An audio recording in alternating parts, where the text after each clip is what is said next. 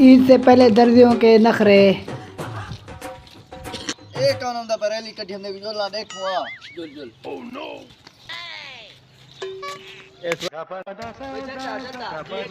ये दर्दी है हां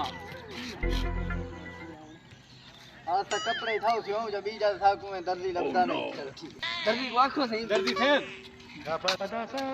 कपड़े सी दे ईद दे कपड़े सी चलो टाइम का है मेरे कने यार सी दे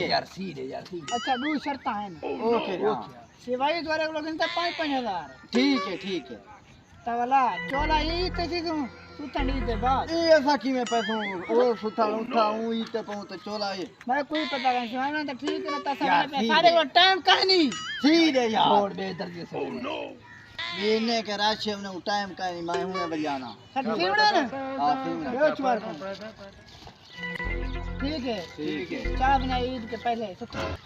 चोला क्यों ना चोला ना मेरा चोला सिंह ईद के बाद दर्जियों के हालात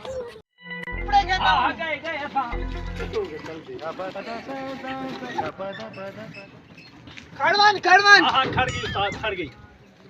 ओह नो मावी लिखी चल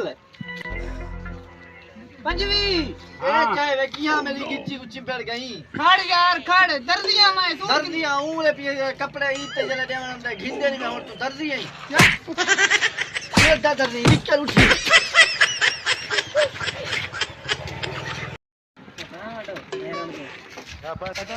गड्डी खड़ा खड़ गई उस्ताद मैं तेरे नाल आ कब पेंसिल कर मोबाइल से सेव कर लिखी